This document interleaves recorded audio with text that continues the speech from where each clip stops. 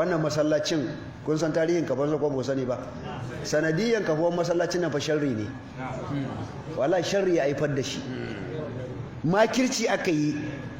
da kinibibanci da fada da mu sai Allah ya fitar da shi ana ba ku tarihi a wancan masallaci aka je aka zuga sarki aka zuga manyan gari aka je aka turo 'yan sanda sama da 500 suka zo suka dake mu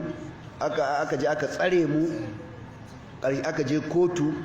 high court aka yi shari'a daga nan ma muka je har court of appeal judges muka je har yanzu kes din yana nan pending ba kora ba ba yanke hukunci ba saboda hukunci ya shafi manya to a lokacin shine sai wani bawan Allah ya bada shawara ya ce malam wannan masallaci da yake wannan fili da yake gurin ka danan shara ne bola ce bola ne ga sayawa nan da kannukansu ga kuma gidana a nan ne kadai kun san gidan nan nawa na yi shi lokacin da na yi shi daga nan idan kana wayan makafi billahi ladina in kana tsaye ina ganin ka ba gida ko daya amma wani mujrimi ya ce wai wancan masallacin sai da aka gina shi sai na sayi a wuri an dan kwace masallacin wadda na sayi filin gidana na gina sama da shekara 10 kafin ma Adamu Gumba ya bada wannan gurin kyauta fi sabilillah amma da ke jahilai ne ƙarya suke yara suka dinga ina jin su kareren da suke kawai Allah ya sauwaka aka je can yana pending kawai sai wani ya ce to mu saya to mai wurin yana Gombe ne ma'aikacin railway ne lokacin yayi irin dan kangon nan ne an complete ana ta zuba shara shi kenan sai muka tashi da ana ce masa Sale Kwaro da Usman duk sun bar nan duk suna Kano ne ma'aikata ne sun bar Kano ana sun koma Kano da wasu suna Abuja muka ta muka same shi a Gombe muka je muka gaishe shi muka yi komai na ce masa na gabatar da sunana ya ce kai ne wani ce ban taɓa ganin ka ba ma labarin ka ya cika ne ban taɓa ganin ka ba na ce masa to ko dan ka dan gaya min dan labari na da ya cika ka na alheri ne ko na sharri ya ce wallahi na sharri ne ya ce mutanen anguwanka makwabtanka mutanen anguwanka su ne suka zo suka same ni suka ce mini kar in yadda in sayar maka wannan fili don za ka yi masallaci ka tada fitina su in sayar musu suka ce mu masu ba da labari wai ka dan ɗabi wani kaɗan daga cikin fili na ka yi bayan gida sai na ce musu to amsar da na ba su ce to idan malai da sai da bi fili na yi bayan gida idan matsuwa ta sashe ya haka na bar masa in kuma dan zalunci ne dan tashin kiyama zai biya ni illahi lazi abin da ya gaya mana kenan ya ce kuma mutanen anguwan da suka zo ni na ce masa ni ba dan sai da guri na ba na yi ne don 'ya'yana na saya musu don 'ya'yana ya ce amma tun da kai addini za ka yi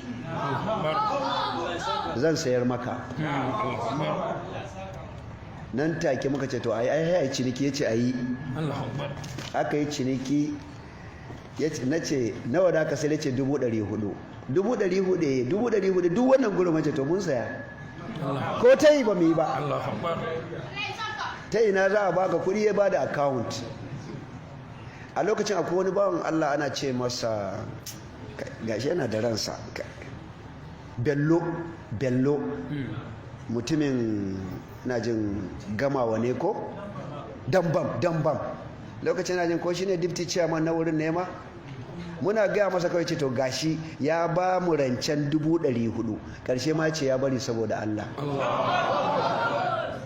amma kun san abun mamaki 'yan kungiya sai da suka raba shi da wannan gurin in ya gani sai dai yanzu ya aske gemun ya gani sai sun koyar da kai haka Allah 'yan kungiya ne na sani aikin 'yan kungiya ne 'yan kungiya ne to a takaice dai aka aika masa da kudinsa to kun ga me ya haifar da wannan masallaci sharrin da aka yi mana aka kore mu a can aka ce kar mu yi sallah aka kore mu kuma suka je su sake sayan wannan gurin sai Allah ya haifar mana da shi kai ga wani fili na nama a jikin dutsen tanshi nan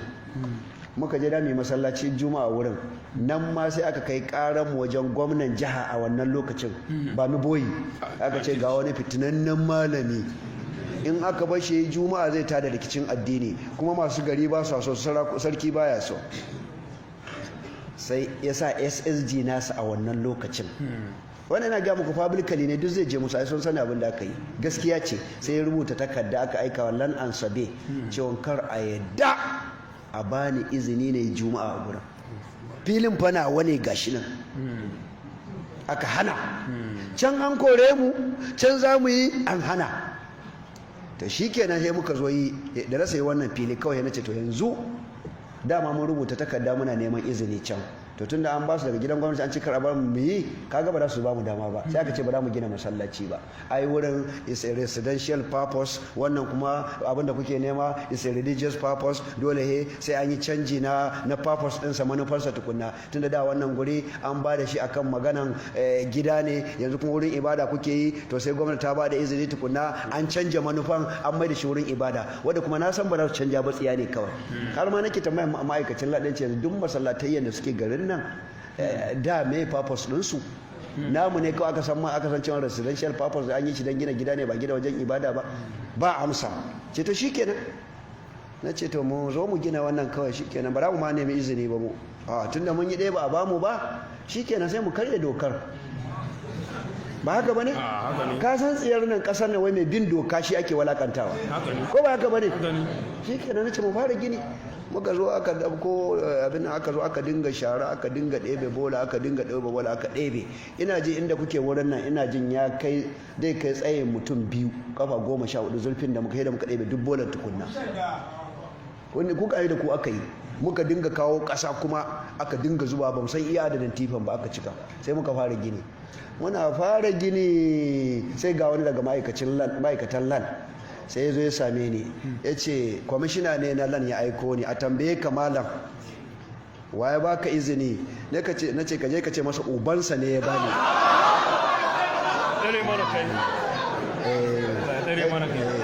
na ce ka ce fa da gani ne ba kada baka canja ba ka ce ubansa ne ya bani a'a haba kuma ai lokacin ai na kawo iya wuya kun kore mu a can an je kotu ba kare ba can filinmu ne kun hana mu nan kusa da gidana ma kuma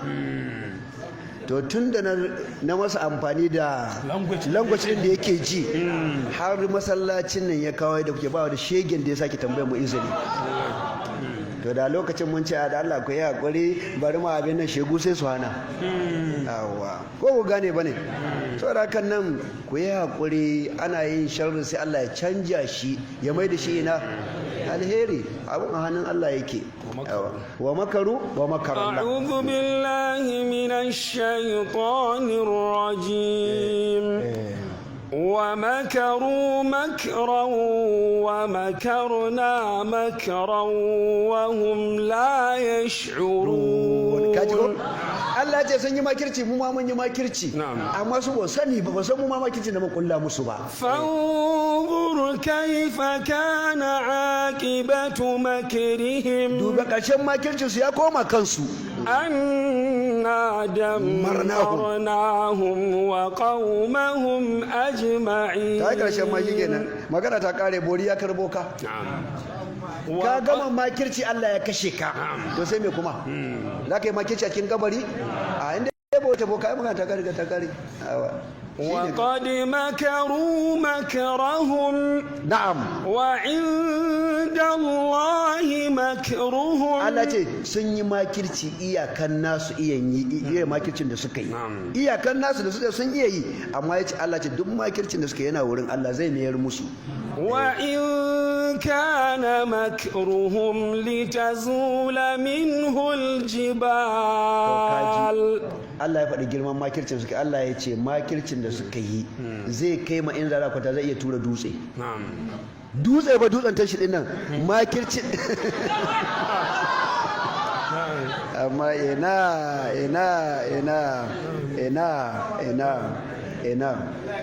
amin فلا تحسبن الله مخلف وعده رسلا karka yi tsammani wa alƙawarin da Allah ya yi wa manzanni da masu da'awa cewa zai ba su nasara kar tsammani wa Allah zai saba alƙawari wallahi Allah bai saba alƙawari yasa ni akan yaqini nake wallahi ban taba kokonto ba wallahi ni akan yaqini nake yawa nasara yana zuwa kai ta ma zo wallahi in ba da nasara ba da wannan da'awan da babu ita billahi alladhi da mai da'awan ma bai da shi da babu shi cin nasara ne ai na tabbata da sha irga muku waɗanda suka yi makirci ma wannan da'awan yawancin su suna ina wallahi suna cikin ƙasa wallahi suna cikin ƙasa sun tafi kuma ga da'awar tana nan zan mutu wasu a zo a gaje ta ma insha Allah bi iznillahi أم حسبتم أن تدخلوا الجنة ولما يأتكم مثل الذين خلوا من قبلكم مستهم البأساء والضراء وزلزلوا حتى يقول الرسول والذين آمنوا معه متى نصر الله ألا إن نصر الله قريب. wannan aya da malam ya karanta za mu fassara ta a gurguje sai mu dawo karatunmu kuma a daga ci ayan da malam ya karanta tana dauki cewa ba zai yi muminai a basu ba jarrabawa ba a ce kawai kullum ku kuke cin nasara a'a alharbu duwal yawmun laka wa yawmun alaika sai dai wal aqibatu lil muttaqin wata rana za a ci nasara a kanka wata rana ka ci nasara amma nasara ta ƙarshe kan kat ta muminai ne to wannan aya tana nuna cewa magabatanmu an jarraba su Allah ya jarrabe su da abubuwa wadda ba su ji daɗinsa ba to amma ƙarshe dai da suka yi haƙuri suka doge suka bi Allah sun samu nasara to mu ma muka yi haƙuri muka doge makircin mai makirci kinibi mai kinibi bai sa muka janye ba Allah za mu ci nasara me abin da ya shafi duniya ma mutum ya doge ma yakan ci nasara balle na addini ko ba gane ba ne a al'amarin duniya ma da aka ga ana faɗa da wani in ka doge sai ka ci nasara balle kuma abin da ya shafi addini haka me hakuri kawai ba wani matsala insha Allah me hakuri